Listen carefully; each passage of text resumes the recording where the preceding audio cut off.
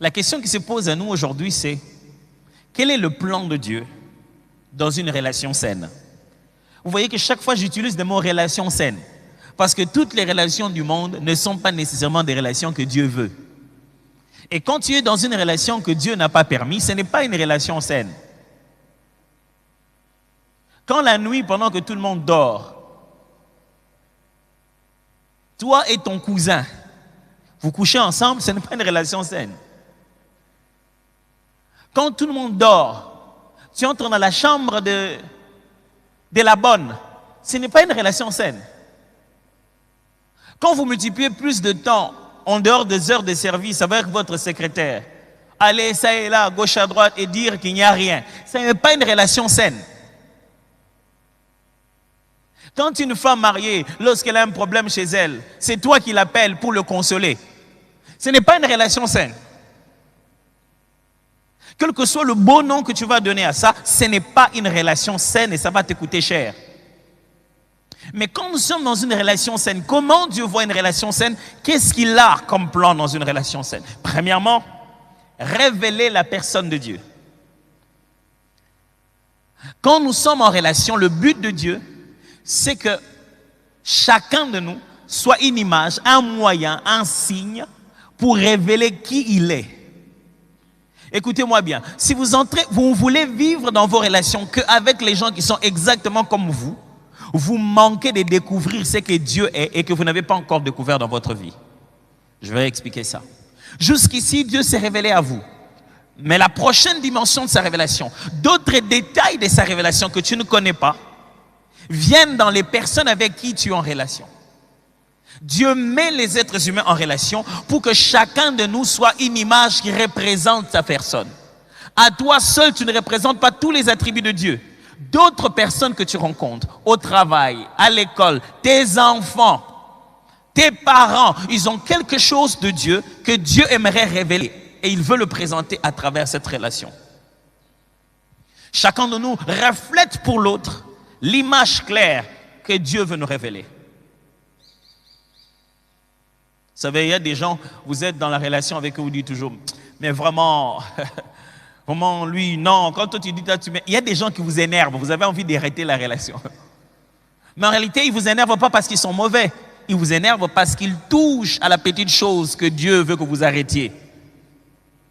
Ce sont les seuls qui peuvent vous dire ouvertement, papa, arrête d'être orgueilleux. Mais est-ce que moi je suis orgueilleux? Est-ce que moi je suis orgueilleux? Vous tous vous dites que je suis orgueilleux, mais est-ce que tout le monde peut dire que tu es orgueilleux et tout le monde vraiment avoir tort? Il y a des choses que Dieu te dira la nuit, d'autres qui te dira par un prophète, d'autres que tu écouteras dans une prédication, mais d'autres que tu n'entendras qu'à travers tes amis, tes collègues, tes parents, les gens avec qui tu es en relation. Ces gens-là sont une image de Dieu, c'est Dieu qui te parle. Si Dieu peut parler à travers un animal, à combien plus forte raison les êtres humains que tu es en train de voir? Apprenons à écouter et à voir Dieu dans les relations que nous avons. Nos enfants, de foi, ils viennent nous dire ce que Dieu nous a dit. Vous savez, quand je réfléchis sur les enfants et la famille, ça me fait toujours rire.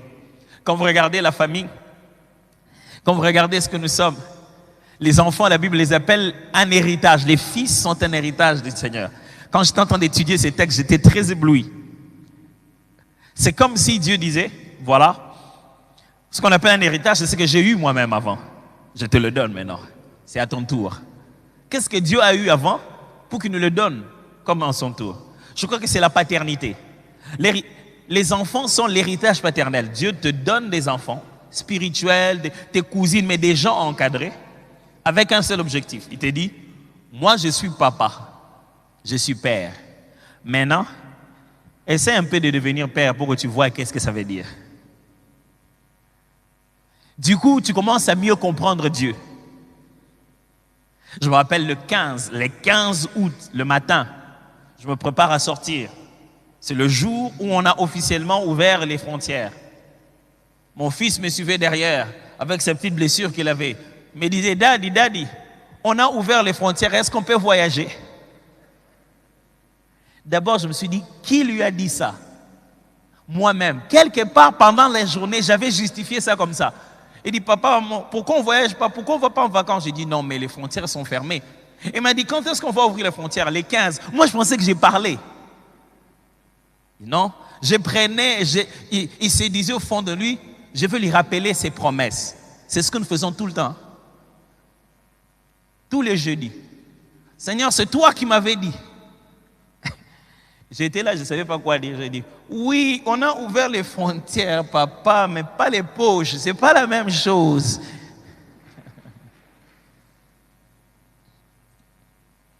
Mais ces enfants nous révèlent quelque chose de Dieu. Quand je le regarde, je comprends un message de Dieu. Dernièrement, ma femme était malade. J'ai vu Roland venir, elle a touché par les joues là-bas, elle a regardé comme ça. Et il a fermé les yeux et il a prié. Il a prié pour sa maman, de bout en bout.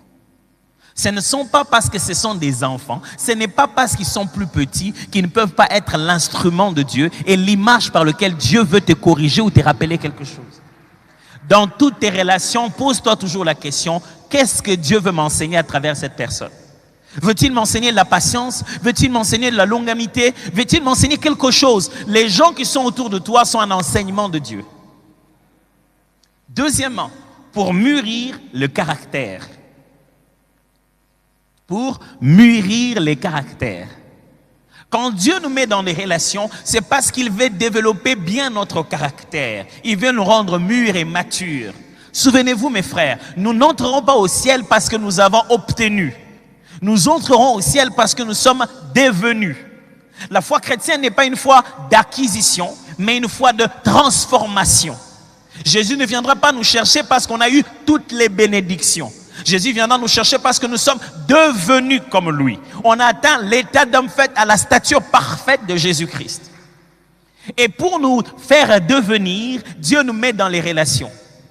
Si tu me dis que tu vas vivre en retraite, loin de tous les êtres humains, pour apprendre ce qu'on appelle l'intégrité et la loyauté, c'est un gros mensonge. Tu es loyal à qui? Est-ce que tu as déjà goûté à ce qu'on appelle la trahison, mais tu as gardé ton cœur plus que tout? Pour apprendre les caractères qui est en Dieu, les épreuves sont dans la relation sociale. Est-ce que quelqu'un me comprend?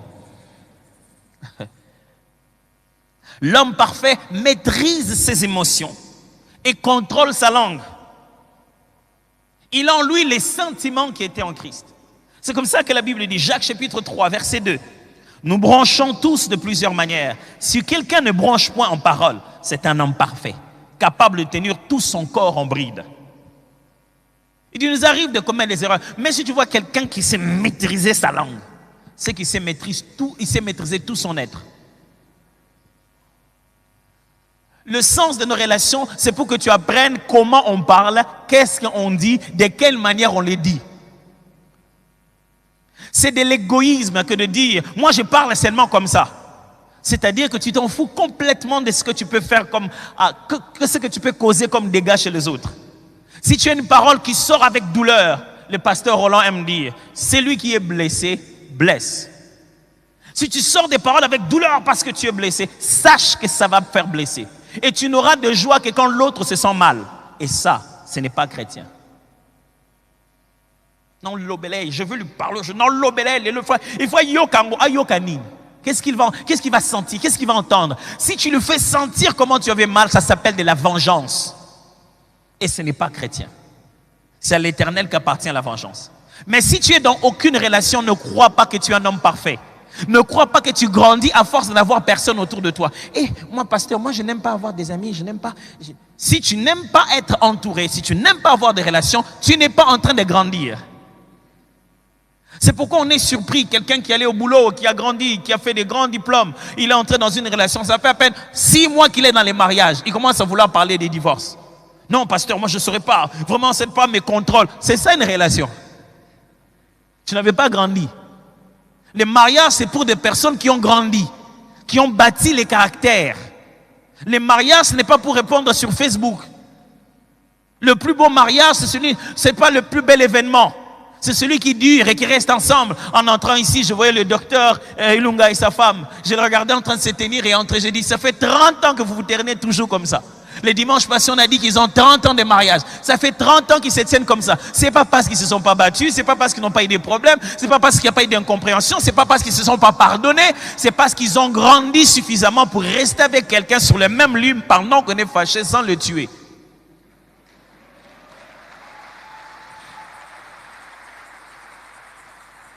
Les relations de Facebook sont fausses. Les doigts des j'aime là, ce n'est pas ça. Ce n'est pas ça qui bâtit les caractères, frères. Ayez des contacts réels avec des êtres humains et la responsabilité d'appeler, d'avoir dit à quelqu'un je t'appellerai et tu n'as pas appelé. Et il t'appelle pour te rappeler que tu n'as pas appelé. Arrêtez d'avoir des relations fictives. Ayez des vraies relations avec des gens, ça va vous faire mûrir.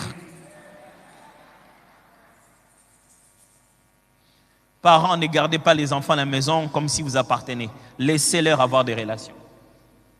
Laissez-leur avoir des amis. Laissez-leur être blessés aussi. Laissez-leur être trahis. Ça fait partie de la vie.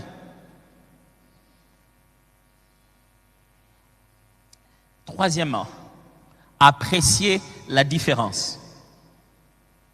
La raison pour laquelle Dieu nous amène les êtres humains dans la relation, c'est pour apprécier la différence. Écoutez bien cette phrase. La différence et la complémentarité assurent l'équilibre du plan divin. Frère, si Dieu avait fait sur la terre que toi, on serait dans un film de Matrix. Il y aurait toi partout. Imagine-toi que tu t'énerves. C'est-à-dire le monde entier s'est énervé. Le monde n'est pas fait que de toi. Même la personne que tu épouses, ce n'est pas toi. Des fois, on oublie. Je dis, mais toi-même, tu ne pouvais pas penser faire ceci. Non, ça, c'est toi qui as pensé. Ce n'est pas synchronisé que quand toi, tu penses, lui aussi, il pense. Il est différent. Il a aussi ses propres pensées. La différence est une belle chose que Dieu aimerait nous montrer, pour nous montrer qu'il a plusieurs facettes. Et les relations humaines sont l'occasion pour Dieu de vous faire apprendre la différence. La beauté de la vie. Vous devenez capable, vous devenez mature dans la vie quand vous savez acclamer comment les autres font les choses que vous ne savez pas faire. Vous savez rester avec eux parce qu'ils arrivent à des niveaux que vous ne pouvez pas arriver. Vous savez vous accrocher d'eux parce qu'ils atteignent des objectifs que vous ne pouvez pas atteindre. Et vous êtes heureux de ce qu'ils soient différents. Vous connaissez comment un Congolais bénit quelqu'un? Le Congolais, il te bénit, il dit vraiment que Dieu te bénisse. Eh mon frère, on a beaucoup prié, vraiment que Dieu te bénisse. Mais au fond de lui, il est en train de dire que Dieu te bénisse, mais que je puisse contrôler ça. Que Dieu te bénisse, mais ça ne me déplace pas. Ça ne dépasse pas ce que j'ai. Que Dieu te bénisse, qu'il te bénisse dans les choses que moi je vais accepter, les normales. Que Dieu te bénisse, mais qu'il te bénisse ici pour que je voie, il ne va pas loin. Que Dieu te bénisse, mais que ça ne change rien en moi. Alors quand Dieu bénit, il s'en fout de tout ça. Et du coup, la même personne qui te disait que Dieu te bénisse, la même personne qui priait pour nous, frère, vraiment moi je prie beaucoup pour notre pasteur, que vraiment Dieu fasse les grandes choses. Quand il fait les grandes choses, il dit non, vraiment on a allé ici. C'est pas moi qui fais, c'est Dieu à qui tu as demandé les grandes choses et est en train de le faire. Est-ce que vous savez supporter la différence? Le sens des relations humaines, c'est de supporter la différence. Sachez-le, si l'autre est différent de toi, c'est que toi aussi tu es différent de lui. Si lui, il t'énerve, c'est que toi aussi, tu l'énerves beaucoup.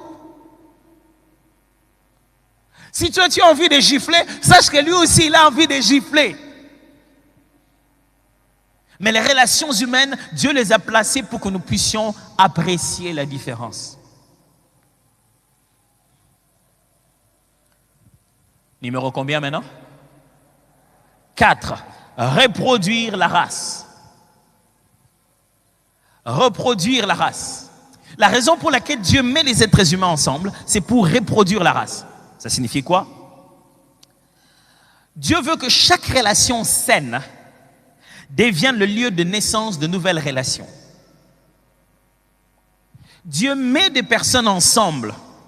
S'ils commencent à apprécier la différence, à grandir ensemble, à mûrir, ça devient un bon cadre pour faire naître de nouvelles relations. Par le mot race, je ne parle pas des enfants seulement, je ne parle pas de la peau seulement. Je parle de la même nature de choses. La race des relations que tu as eues avec cet ami-là, Le genre de relation mature que vous avez avec vous deux, Dieu ne veut pas que vous restiez seuls. Il veut que petit à petit vous multipliez, vous appreniez à d'autres personnes comment devenir comme ça.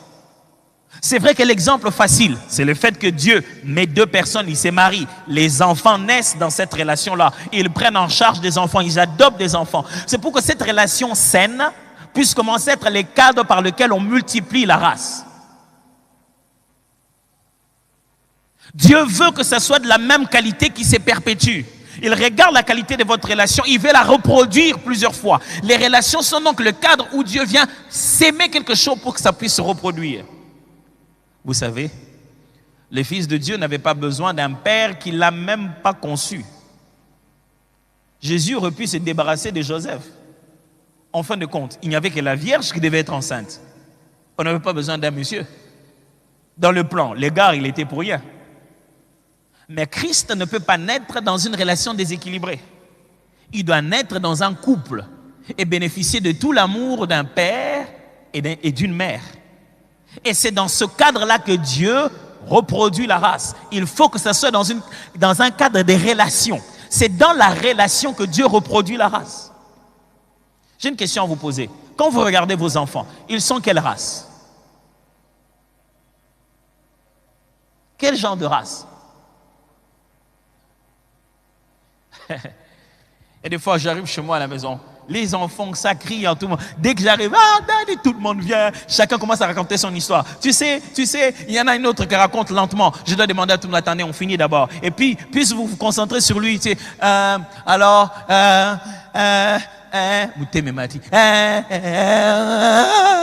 envie de dire, papa! Mais dit, alors tu sais, daddy, et reprend l'histoire au début. On reste, on attend. Les autres sont en train de crier et leur maman vient, elle crie sur elle. Mais pourquoi vous criez? Moi je dis, ils crient tout le fois parce que toi tu cries tout le temps pour leur dire pourquoi vous criez. Franchement, où est-ce qu'ils ont vu ça? Oh, je me souviens un soir, ma fille aînée, elle était toute petite, elle devait avoir peut-être 4 ans. J'arrive, j'étais tellement fatigué. À l'époque, on habitait Kinsuka. J'étais tellement épuisé, je viens, je dépose tout, je dors sur le carreau, c'était frais. Et j'ai la voix qui vient, qui monte sur mon dos et dit, Daddy, pourquoi tu dors sur le carreau? Je vais taper, hein? Je ne veux pas que les gens dorment sur le carreau. J'ai directement crié le nom de ma femme, Nadège, dis viens. Cet enfant ne connaît pas ce vocabulaire. Il a fait que mimer ce que tu lui dis. Quand il dort sur le carreau, c'est comme ça que tu cries.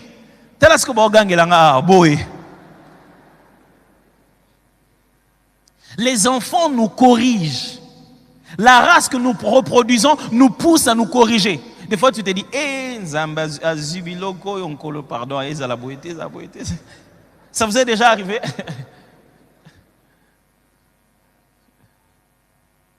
Ça vous est déjà arrivé d'avoir envie de vous corriger, mais vous avez déjà produit un être humain. Vous dites,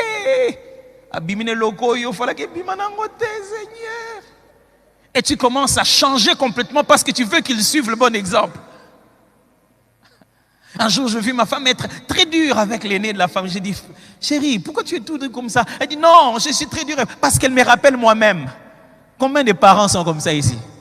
Ils sont très durs avec certains enfants qui les rappellent eux-mêmes. Dit non, je sais ce qu'elle dit. Moi aussi j'étais comme ça. Oh maman, c'est pas sa faute, c'est ta faute. Pourquoi tu étais comme ça?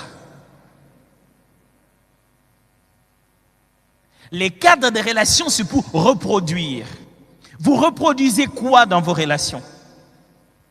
Si vous êtes dans une relation de colportage, la troisième personne qui entre à l'intérieur, ça ne sera qu'encore une race de colportage. Je vois que ce matin, en quittant ici, tu pries Dieu en disant, je refuse de reproduire des personnes qui ne font que détruire. Toutes les relations stables que je produis, c'est ce genre de personnes que je vais produire. Je ne suis pas quelqu'un qui va dans la maison des gens pour aller raconter des choses sur les autres. Je ne veux pas reproduire dans mon milieu des gens de cette race-là.